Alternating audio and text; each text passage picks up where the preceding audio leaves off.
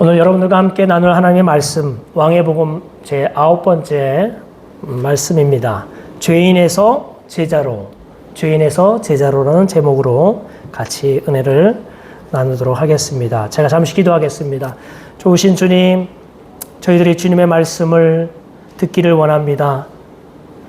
종이 듣겠나이다 말씀하옵소서라고 고백하였던 그 사무엘의 그 고백을 따라 주님이 그의 인생에 말씀하시기 시작하신 것처럼 저희들이 겸손한 마음으로, 종된 마음으로, 주의 말씀을 수종들 마음으로 이 시간 듣기를 원하오니 주께서 친히 말씀하여 주시고 생명과 진리 되신, 생명의 육신 되신 주님이, 말씀이 육신 되신 주님이 그 말씀 가운데 우리 가운데 임재하여 주시옵소서.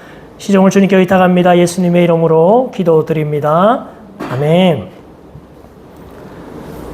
오늘 본문은 예수님이 세리 출신 레위를 제자로 부르시는 장면을 다루고 있습니다.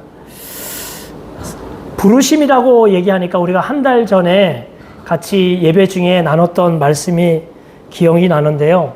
왕의 복음 5번째 이야기였죠. 제목이 예수님의 부르심이었습니다. 그 설교에서 우리가 이렇게 대략적으로 나눴습니다. 예수님의 부르심을 이 3가지로 좀 정리할 수 있었는데요. 예수님의 부르심은 제자들이 예수님을 택한 것이 아니라 예수님이 그 제자들을 택하시고 부르신 부르심이다 라고 하는 내용과, 그리고 모든 것을 버려두고 따르게 하시는 부르심이다. 우리가 주인 삼았던, 내가 주인 삼아서 그동안에 붙들며 따랐던 것을 버려두고 진정으로 주님을 따르게 하는 그 부르심, 그 부르심이 예수님의 부르심이다 라고 했습니다. 그리고 마지막으로 삶의 궁극적인 목적이 바뀌어지게 되는 것이죠. 그래서 어떻게 살아가는 겁니까? 사람을 낚는 어부로 살아가게 하는 부르심. 삶의 목적을 바꾸시는 부르심이다 라고 우리가 그때 나누었습니다.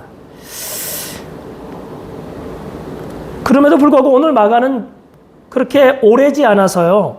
오늘 마가복음 본문을 통하여서 또 한 사람의 부르심을 적지 않는 지면을 들여서 우리에게 설명하고 기술하고 있다는 것을 우리가 주목해 볼 필요가 있습니다.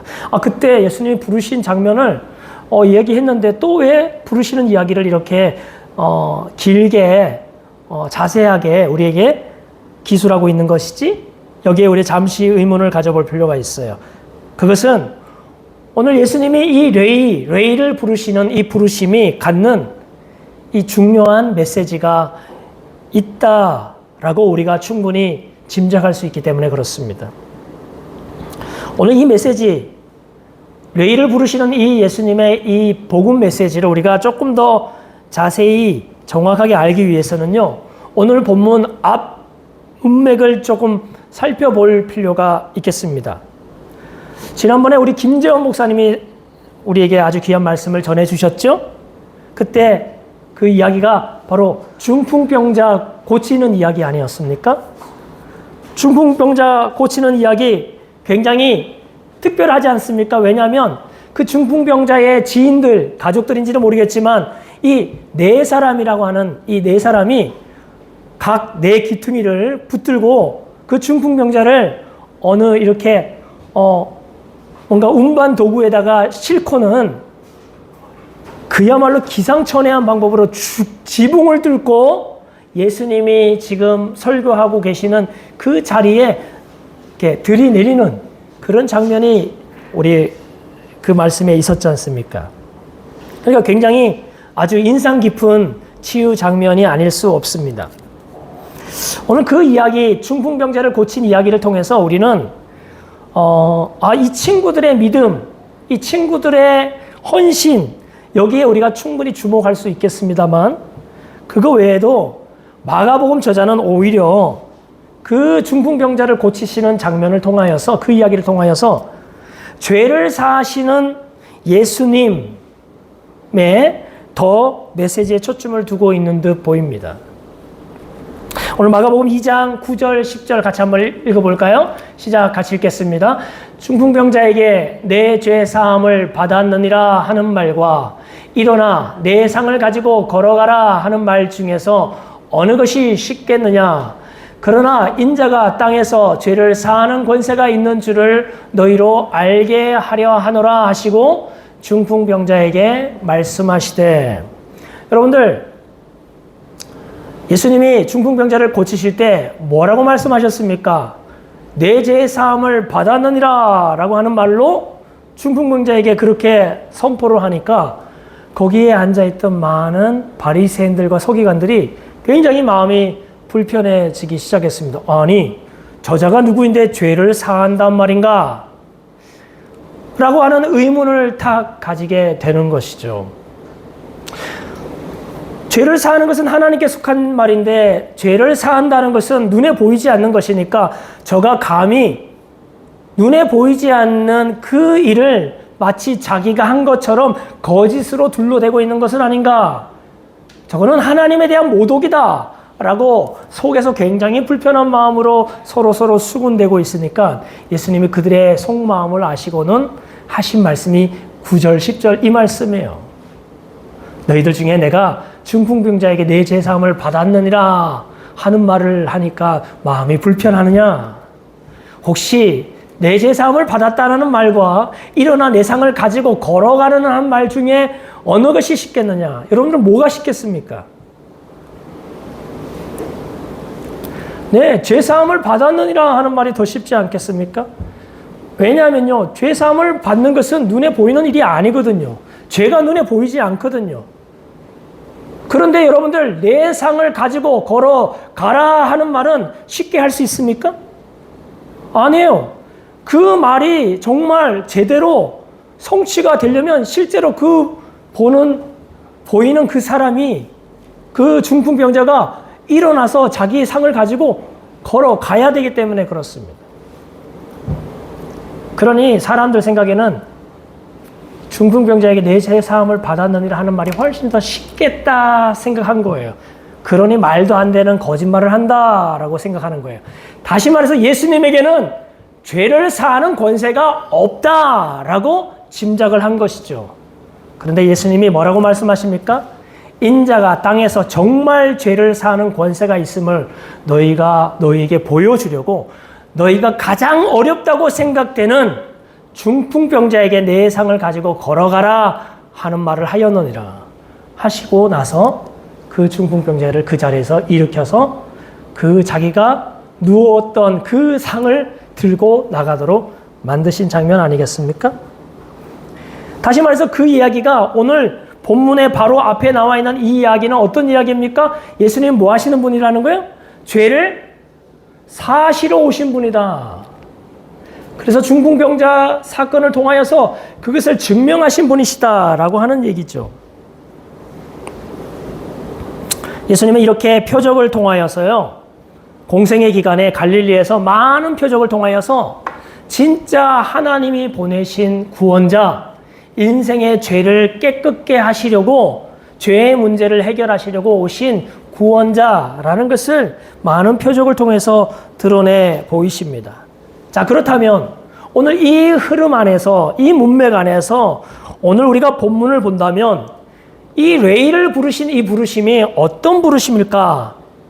다시 한번 우리 그 의미들을 바로 살펴볼 수가 있겠죠. 자, 레이는 어떤 사람입니까? 오늘 예수님이 부르신 한 사람, 이 레이는요, 다름 아닌 세리였습니다. 오늘 14절을 같이 한번 읽을까요? 14절 시작. 또 지나가시다가 알페오의 아들 레이가 세간에 앉아 있는 것을 보시고 그에게 이르시되 나를 따르라 하시니 일어나 따르니라. 오늘 이 레이가요, 어떤 사람이냐면은 세리였다는 것을 우리가 볼 수 있습니다. 왜냐하면 레이가 일하였던 그 직장이 어디냐면 바로 세관이었기 때문에 그렇습니다. 세관. 사람들에게 세금을 징수하는 세금 징수원이었다는 말이죠. 그리고 이 레이는요, 상당히 재력가였던 것 같습니다. 왜냐하면 그 집에 세리 친구들 여러 명을, 적지 않는 사람을 초대해가지고 식사 모임을 가진 거 보면 그때 당시에 가난했던 고대 근동 사회에 굉장히 좀 재산을 제법 가지고 있었던 사람이었던 것 같습니다. 여러분들, 이 레이가요, 소위 말하면 레이 가문의 사람 아니겠습니까? 레이 지파 사람 아니겠습니까? 그러니까 이름이 레이였겠죠. 그리고 그 아버지의 이름은요, 알페오라고 말합니다. 알페오의 아들 레이라고 말한 거 보니까요. 그리고 그 알페오라고 하는 사람을 오늘 마가가 그 이름을 거명하고 있다는 것은 상당히 그 유대 사회에서도 어느 정도 이름이 있는 사람이 아닐 듯 싶습니다. 알페오라고 하는 이 레이 아버지가 어릴 때 아들을 탁 낳고 나서 이 아들의 이름을 어떻게 지을까 생각을 하다가 레이 지파라는 그 명예로운 이름, 레이라고 이름 지어야 되겠다 하지 않았겠습니까? 이 아들을 내가 제사장으로 아마 세워야 되지 않겠나 라고 생각할 수도 있겠습니다. 부모님의 기대를 한 몸에 받고 레이라는 이름으로 태어났어요. 그리고요, 나중에요, 이 레이가 사실은 다른 이름이 있습니다. 그 이름이 여러분들 마태라는 이름이에요. 마태 하면 첫 복음서 마태복음을 쓴 사람 아닙니까? 그죠? 마태복음을 썼다는 정도면 이 사람이 적어도 구약에 아주 능통했던 사람인 것 같습니다. 여러분들, 마태복음을 자세히 보면요, 마태는요, 다른 복음서와 달리 구약에 대해서 인용을 많이 하거든요. 구약의 말씀이 어떻게 예수님의 사역을 통하여서 성취되었다라고 하는 이러한 패턴으로 마태복음을 잘 서술해 가는 것을 볼 때에 이 마태였던 이 레이는 다시 말해서 구약 성경에도 굉장히 능통했던 사람이었던 것 같습니다. 어릴 때부터 알페오에게 신앙교육을 잘 받은 것이죠. 이렇게 어릴 때부터 레이라는 이름으로, 그리고 아버지로부터 신앙교육을 잘 받아서 신앙 지식이 아주 능통했던 이 레이라는 사람이 지금 어디에 앉아 있습니까? 그의 이름에 걸맞지 않는 자리에 앉아 있는 거지 않습니까? 세리의 자리에 앉아 있는 것입니다. 여러분들, 세리의 자리가 어떤 자리입니까? 그때 당시에 사람들로부터 매국노라고 칭함을 받던 직업 중에 하나였습니다. 나라를 팔아먹는 사람, 동족의 혈세를 빨아먹는 사람. 그래서요, 세리와 동의어가 있다면 그것은 바로 죄인입니다. 세리라고 하면 사람들 머릿속에는요, 아주 극심한 극악한 죄인이다, 하나님 앞에 죄인이다, 이스라엘 백성들 앞에 죄인이다 라고 말하는 것이죠. 그래서 사람들은요, 레이를 낙인 찍었어요. 저 사람은 상종치 못할 사람, 세리, 그렇게 생각한 것이죠. 이 사람들은 어떤 사람들입니까? 수단과 방법을 가리지 않고 자기 동족의 등을 쳐서 부자가 되었던 사람들이에요. 여러분들, 우리 삭개오 아시지 않습니까? 삭개오도 세리장, 그런 부류의 사람 중에 한 사람이었죠. 이스라엘 백성으로서 로마의 지배를 받고 있는, 국제 정세적으로 보면은 굉장히 어려운 상황에 있었지만 신앙적으로 보면 하나님의 택함을 받은 백성으로서의, 이스라엘 백성으로서의 명예, 존경, 순결, 이런 거와는 상당히 거리가 먼 사람이었어요.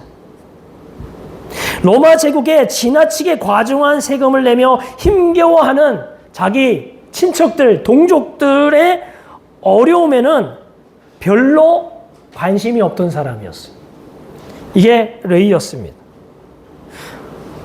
어릴 때 이렇게 믿음의 가정에 태어났고 레이라는 이름까지 가졌는데 어떻게 이렇게 세리라고 하는 자리까지 가게 되었는가, 우리는 궁금할 수 있어요. 충분히 그럴 수 있습니다. 제가 요즘에 우리나라가 기독교가 들어오면서 기독교가 한참 번성할 때가 제가 어릴 때 나이쯤 됐던 것 같아요. 70년대. 그때 교회가 막 급성장할 때였거든요. 그 사람들이, 안 믿는 사람들도 교회에 같이 들어와서 등록하고 교인이 되는 것을 별로 꺼려하지도 않고, 그리고 왠지 또 마땅히 또 해야 될 것 같고 자랑스러워해서 전도가 굉장히 잘 됐다고 그렇게 생각합니다. 그러다 보니까 그때 당시에 내 자녀의 이름을 지을 때 어떻게 짓습니까? 네, 이삭, 바울, 요한, 이런 이름 지은 사람이 굉장히 많아요. 꼭 그런 이름 안 지어도 있잖아요. 뭐 이게 특정 이름 말해서 그렇지만, 뭐 하람이, 하나님의 사람, 예찬이, 예수님을 찬양, 성찬이, 성령 충만, 뭐 시온이, 뭐 맞아요. 이런 이름을 지은 애들이 되게 많아요. 그런데 가끔 약간 조금 낯뜨거울 때가 좀 있습니다. 매스컴이나 이런 어떤 대중들의 이름이 드러내는 중에 약간 좀 안 좋은 상황에서 약간 성경 이름이 나올 때가 좀 있어요. 이름은 바울인데 사건에 연루돼가지고, 범죄에 연루돼가지고 나오는 그런 분들이 가끔 있기도 하고, 이름은 뭐 이삭인데 또 어려운 상황에서 그런 일들이 종종 있더라고요. 어쩌면 오늘 레이도 그런 비슷한 상황이 아닌가라는 생각이 들어요. 신앙적으로 잘 키워보려고 했는데, 믿음으로 잘 키워보려고 했는데 잘 안 되는 것입니다. 여러분들, 이렇게 믿음으로 잘 키워보려고 했고 믿음으로 잘 살아보려고 했지만 세상의 이런저런 각박한 현실과 유혹과 어려움 때문에 신앙을 저버린 채, 내가 하나님의 백성이라고 하는 명예와 순결을 저버린 채 돈을 쫓아서, 세상을 쫓아서 살아가는 경우가 적지 않게 있었던 것 같고 지금도 그러지 않나라는 생각이 듭니다. 바로 이 죄인 레이를 예수님이 찾아가신 거 아니겠습니까? 예수님이 그를 잘 몰라서 찾아갔나, 그가 세린 것을 잘 모르고 찾아간 거 아닌가? 예수님이 제자로 부르셨으니까요. 근데 그럴 리는 없습니다. 왜냐하면 그가 바로 열심히 세간 부스 안에서 열심히 돈을 세고 있었기 때문에 그래요. 때 묻은 돈을 열심히 세고 열심히 일하고 있는 그 장면에서 예수님이 찾아가신 거 아닙니까? 그리고 예수님께서 그를 향하여서 이렇게 말합니다. 이미 예수님 부르실 때 그가 누구인지를 아는 거잖아요. 사람들이 다 그렇게 그를 부르듯이, 그에 대해서 낙인을 찍듯이 그는 죄인인 것이 분명함에도 불구하고 그를 향하여서 나를 따르라 라고 말합니다. 여러분들, 이 나를 따르라 라고 하신 예수님의 이 나를 따르라는 말은 무슨 의미가 있을까요? 용납의 의미가 있습니다. 내가 너를 다 있는 그대로 내가 다 받는다라고 하는 말씀이 있습니다. 있는 모습 그대로 세간에 앉아서 때 묻은 돈을 세고 있는 그 한 죄인을 부르시는 그 예수님의 음성은요, 바로 다름 아닌 있는 그대로 그를 안으시고 받으시는 복음이었습니다. 그는 아무리 돌이키고 이름에 걸맞는 삶으로 살아보려고 회복하려고 해도 되지 않았던 그 자신의 발걸음을요, 그 예수님의 음성을 듣고 즉각 돌이켜요. 그리고 예수님을 모든 것을 버려두고, 세리의 직업도 버려두고 예수님을 따라 났습니다. 바로 인생을 바꾸는 게 뭘까요? 용납하는 그 주님의 음성, 있는 그대로를 받으시는 그 주님의 음성 때문에, 그 복음 때문에 돌이키는 힘과 용기를 얻게 된 거 아닐까요? 오늘 로마서에 뭐라고 말합니까? 복음은 우리가 아직 죄인 되었을 때에, 우리가 아직 여전히 넘어지고 연약하여질 때에, 우리가 하나님에 대하여서 원수처럼, 하나님에 대해서 원수처럼 그렇게 살아갈 때에 그리스도께서 우리를 위해 죽으심으로 우리를 향하신 하나님의 한결같은 한없는 사랑을 확증하셨느니라 라고 말하고 있습니다.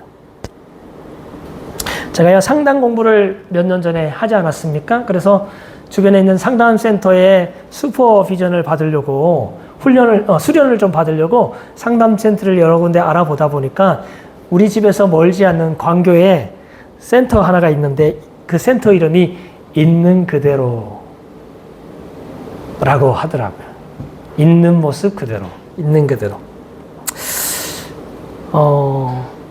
상담자를 찾는 사람, 상담센터를 찾는 사람은 누가 혹시 나를 있는 그대로 받아줄 사람 없나?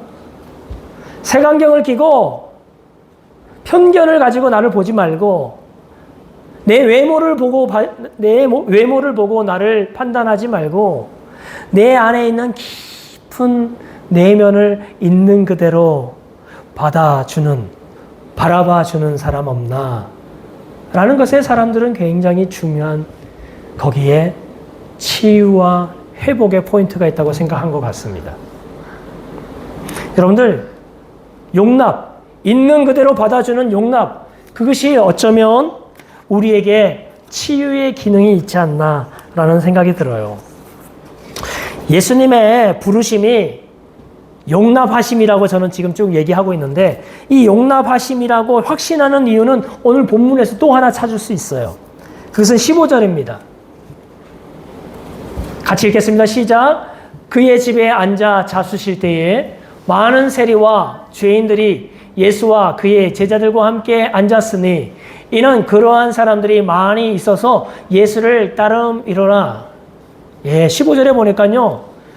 예수님이 이제 그 제자를 부르시고 나서 레이를 부르시고 나서 이제 그 레이 집에 찾아가신 것 같습니다. 레이 집에 찾아가셔서 뭐 하셨습니까? 거기서 식사를 나누신 거예요. 음식을 나누신 거예요. 음식을 막 나누다 보니까 그 주변에 있던 레이 친구들, 레이와 같은 부류에 있던 죄인들이 오늘 많이 있어서 적지 않았나 봐요. 많이 있어서 예수를 따르기 시작한 거예요. 예수님이 레이 집에 왔대 하면 그 레이의 친구들, 세리 부류에 있는 직종을 가지고 있던 사람들이 여러 명이 오늘 예수님 계신 레이 집에 찾아간 것 같습니다. 여러분들 이 본문은 뭘 말합니까? 예수님께서 레이와 세리 친구들과 함께 식탁에 앉으셨다는 말이지 않습니까? 그것은 여러분들 그 관계가 서먹서먹한 관계, 멀찍이 있는 관계가 아니었다는 말이에요. 여러분들 우리가 밥 먹을 정도의 관계가 됐다는 말은 나름 그래도 친밀한 관계가 됐다라고 하는 말입니다. 그것도 식당에서 만나는 게 아니라 우리 집에 직접 그분을 초대해서 우리의 집을 다 오픈하고 그리고 우리 집에서 직접 만든 음식을 가지고 함께 두런두런 여유있게 이야기할 정도 여러분들 가깝고 친밀하고 긴밀한 교제 나누셨다 하는 말입니다. 예수님이 자기를 제자로 부르셨는데 이 제자들 입장에서는 진짜 이분이 나와 관계를 맺으시려고 하는 건가? 약간 의혹이 있지 않겠습니까? 사람들이 하도 자기들을 죄인이라고 말하니까 그런 불안감이 있었을 텐데요.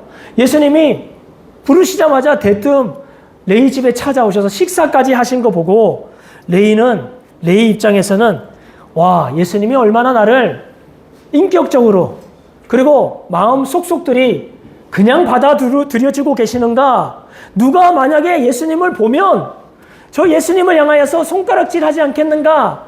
그럼에도 불구하고 예수님이 그런 것 아랑곳하지 않고 아무도 상종하지 않으려고 했던 우리 집에 이렇게 대낮에 당당하게 찾아오시는 거 보면 말이야.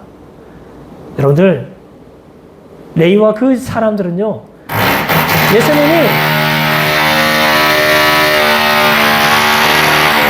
예수님이 자신을 정말 영접하셨다는 것, 자신을 정말 용납했다는 것을 충분히 경험할 수 있었을 것 같습니다.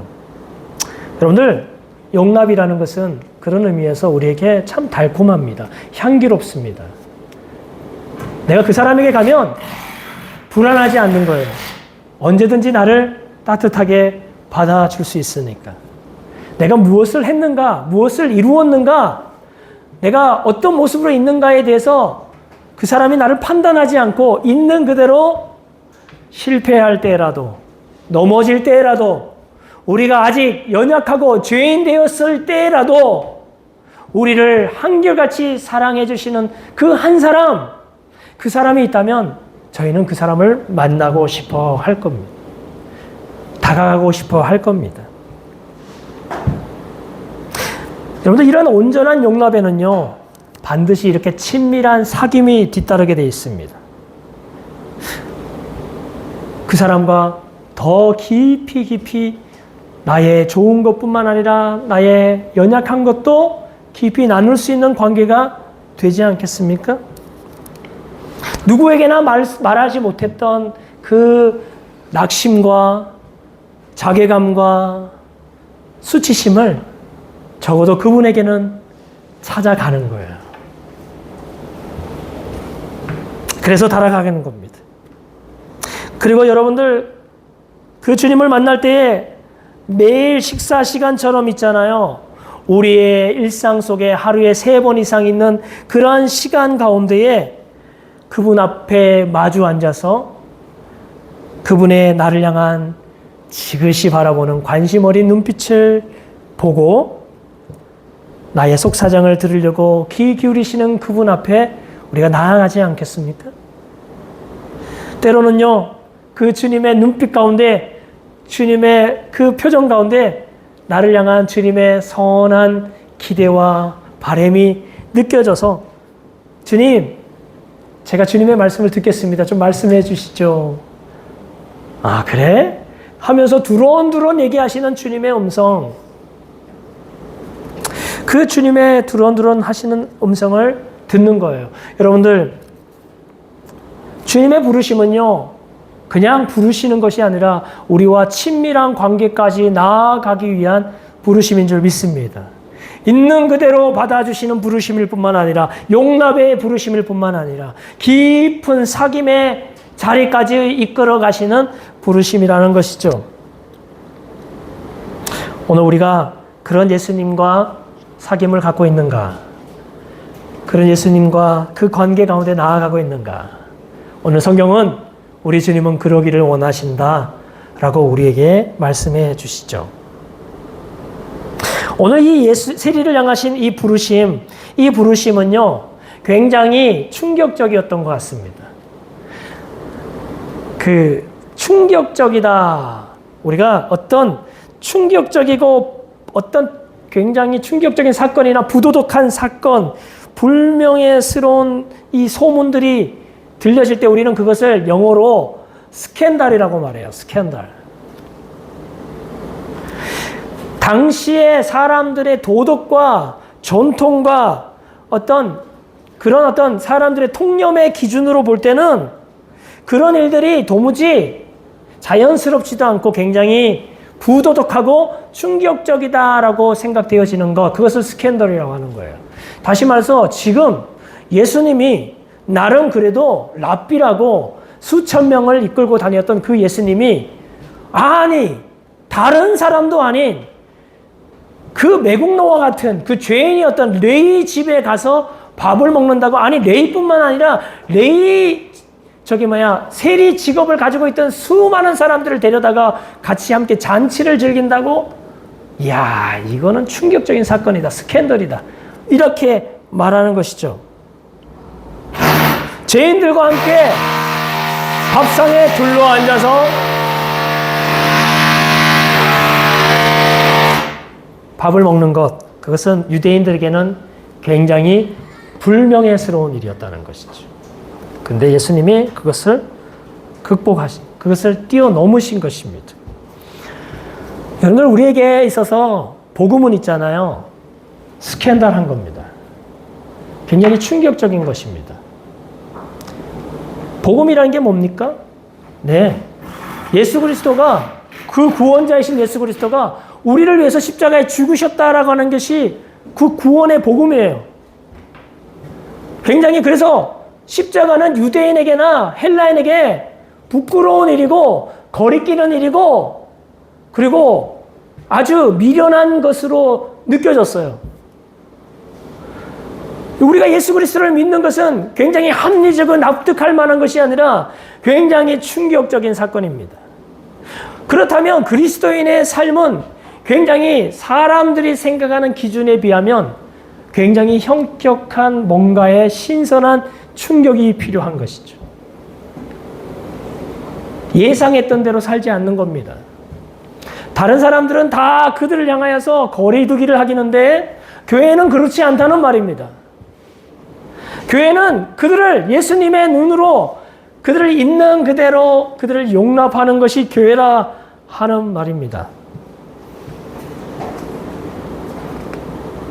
여러분들 세상이 주는 복음에 익숙한 사람들은 십자가가 스캔들이 되는 것이죠.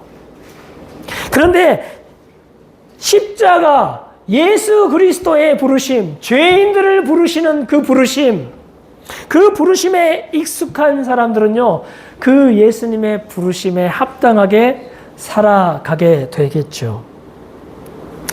오늘 예수님은요, 이 제자들이 그렇게 불편해하고 있는 것을 보고는 이렇게 얘기합니다. 아니, 이 제자들이 아니고요. 거기에 있는 사람들 중에 바리새인들과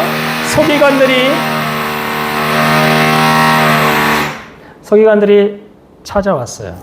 아까 아마 그 예수님이 죄 사하는 권세가 있다고 했을 때 불편했던 그 사람들이었던 것 같아요. 이 사람들이 똑같이 여기 찾아와가지고요, 예수님께 대뜸 말을 못하고 예수님의 제자들에게 이렇게 말합니다. 16절 같이 읽겠습니다. 같이 읽겠습니다. 시작. 바리새인의 서기관들이 예수께서 죄인 및 세리들과 함께 잡수시는 것을 보고 그의 제자들에게 이르되 어찌하여 세리 및 죄인들과 함께 먹는가? 네, 바리새인의 서기관들이 오늘 제자들에게 이렇게 물어보는 것이죠. 왜 당신의 주인은, 당신의 스승은 세리 및 죄인들과 함께 먹습니까? 라고 그렇게 불편하게 얘기를 하죠. 그런데 오늘 예수님이 이렇게 거기에 대답을 하십니다. 17절. 예수님이 보는 시각은 세상과 다른 거죠? 같이 읽겠습니다. 시작. 예수께서 들으시고 그들에게 이르시되 건강한 자에게는 의사가 쓸데없고 병든 자에게라야 쓸데있느니라. 나는 의인을 부르러 온 것이 아니요 죄인을 부르러 왔노라 하시니라. 여러분들, 주님이 보시기에 죄인은요, 다름 아닌 병든 자입니다. 아픈 사람들이죠. 죄가 그 인생을 아프게 만든 사람들인 거예요. 그러면 죄가 미운 거예요? 죄인이 미운 거예요? 죄가 미운 거죠.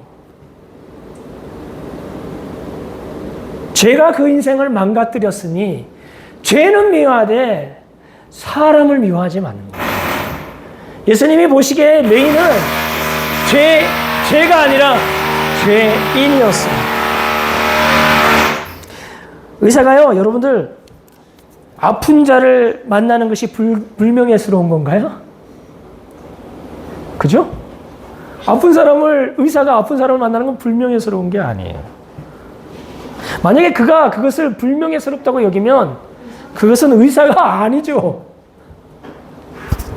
의사가요, 거칠고 먼 길을 밤새 그 아픈 사람을 위해서 왕진하는 것은요, 그 아픈 사람을 만나고 치료하기 위함 아니겠습니까?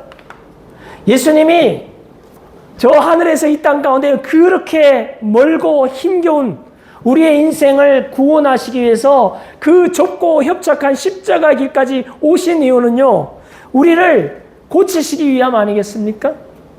불쌍히 여기시기 위함이 아니겠습니까? 예수님이 이 땅에 오신 이유는요, 바로 이 죄인인 병든 자들을 부르시고 만나시고 치유하시고 온전한 그 하나님의 교제와 연합 가운데 우리를 초대하기 위함 아니겠습니까? 예수님이 이렇게 제자들을 부르시는 것이죠. 그런데 여러분들, 여기서 문제가 하나 있습니다. 문제는요, 문제가 아니죠. 그들이 가지고 있는 생각 중에는 여기에는 병든 자가 문제가 아니라 건강한 자가 문제예요. 왜냐하면 건강한 자에게는요, 의사 되시는 예수님이 쓸데없거든요. 필요가 없거든요. 여러분들 사실 건강한 자들이 있습니까? 요즘에 참 세상이 다들 교회를 다니는 사람이나 교회를 안 다니는 사람이나 별반 차이 없이 몸도 아프지만 마음이 참 아픈 경우를 많이 보게 됩니다. 여러 가지 정서적으로, 정신적으로 어려움을 겪고 있는 사람들이 많이 있어요. 가정도 많이 병들어 가고 사회와 지역사회, 이웃들과의 관계도 많이 아파하고 있는 것이 사실입니다. 처음에는 내가 인생을 그렇게 살지 않으려고 했는데, 나의 가정을 그렇게 꾸리려고 하지 않았는데 막상 살다 보니까 마치 레이가 처음에는 내 이름에 걸맞게 살려고 했지만 그가 세리가 된 것처럼 말이죠. 우리가 돌아서 보니까 교회가 상처투성이가 되고 가정이 깨어지기 시작하고, 그리고 내 인생은 여전히 깨어져 있는 상처 가운데 있는 것을 우리가 경험하게 됩니다. 근데 사람들이 이름에도 불구하고 있잖아요. 자신들이 건강한 자라고 한다는 게 문제예요. 병든 자임에도 불구하고 세상에는 건강한 자가 없는데 하나님의 그 거룩하심과 하나님의 말씀 앞에는 건강한 자가 없는데, 오늘 세상에 자신이 병든 사람이 자기가 죄인인 것, 병든 자라고 고백하는 사람이 있는가 하면 자신이 건강한 자라고 여기는 사람이 있다는 것이 오늘 본문이 가지고 있는 하나의 중요한 포인트가 아닌가라는 생각이 들죠.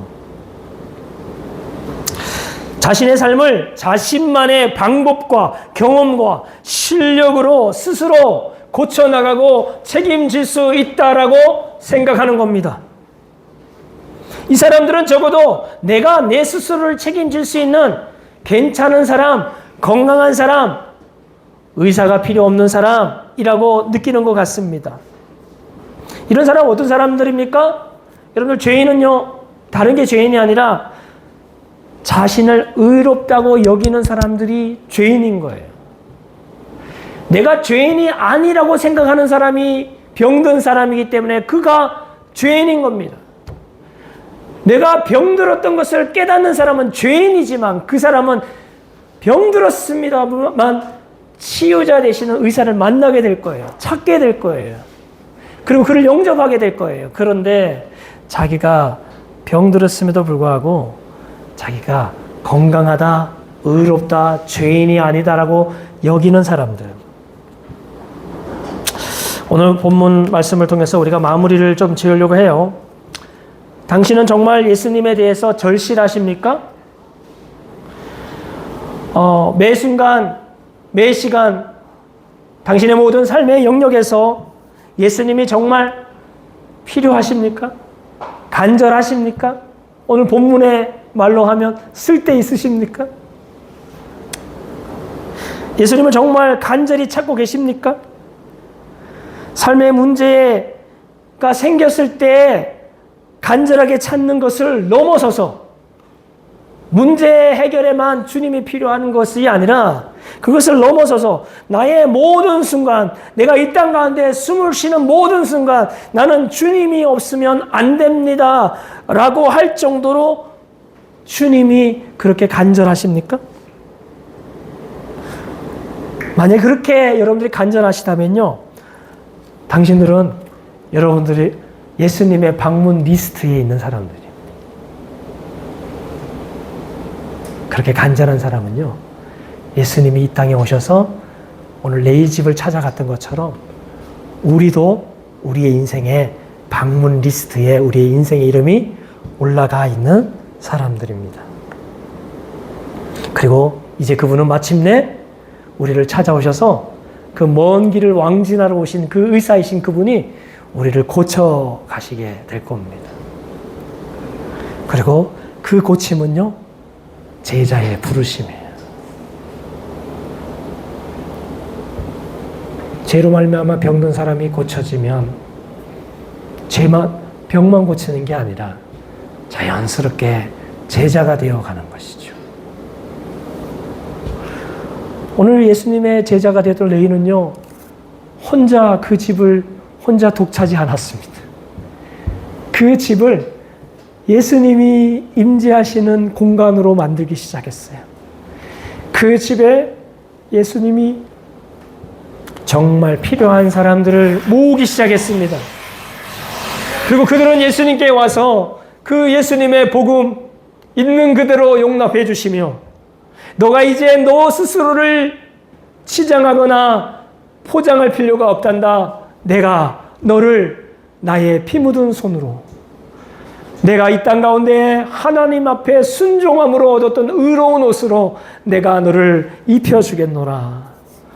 있는 모습 그대로 우리를 받으시되 우리를 온전케 만들어 가시는 진정한 치유자를 오늘 거기에 있는 사람들이 만나게 되도록 오늘 레이는 자기 집을 오픈하기 시작했어요. 그게 바로 제자입니다, 여러분들. 용납하시는 그 예수님의 그 사랑과 용납을 내 삶의 모든 관계와 영역 속에서 그것을 이루어 갈 수 있도록 주님의 손에 우리의 삶을 맡겨드리는 것, 그것이 제자의 삶이지요. 여러분들, 그렇다면 우리는 이제 제자들입니다. 오늘 설교의 제목이 뭡니까? 죄인에서 제자로입니다. 괜찮은 사람이 제자가 되는 것이 아니라 진정으로 나는 예수님이 필요합니다. 의원이 필요합니다. 나는 병든 자이기 때문에 그렇습니다. 라고 고백하는 자, 그 자가 바로 제자가 되는 거예요. 내가 예수님이 정말 필요한 병든 인생, 깨어진 인생, 망가진 인생이라고 고백도 하지 않으면서 그 사람이 어떻게 예수님의 제자가 될 수 있습니까? 그런 의미에서 오늘 설교의 제목처럼 복음은 이런 겁니다. 누가 제자가 될 건가? 다름 아닌 죄인이 제자가 되는 거예요. 스스로가 죄인인 것을 온전히 깨닫고 고백하는 그 사람이 제자가 되는 것입니다. 그가 느끼는, 그가 누리는 예수님은 누구십니까?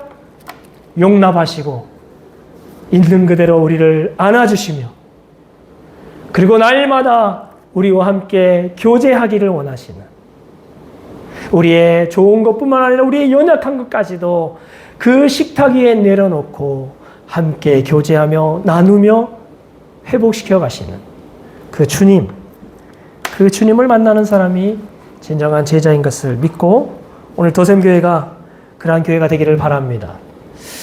내일 저와 저희 아내가 다문화 사역을 위한 세미나에 다녀오게 될 텐데, 하나님이 도샘교회를 어떻게 앞으로 이끌어 가실지 기대가 됩니다.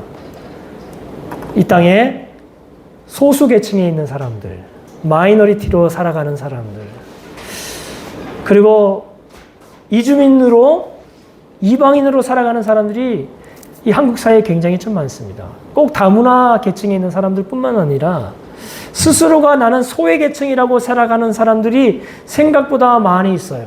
오늘 그런 사람들을 대한 주님의 마음을 우리가 잘 배워서 도샘교회가 그렇게 다문화와 소외 계층의 사람들과 스캔들이라고 불리울 만큼의 그러한 주님의 독특한 관계를 맺어가는 예수님 닮은 우리 도샘교회 되기를 예수 그리스도의 이름으로 축복합니다.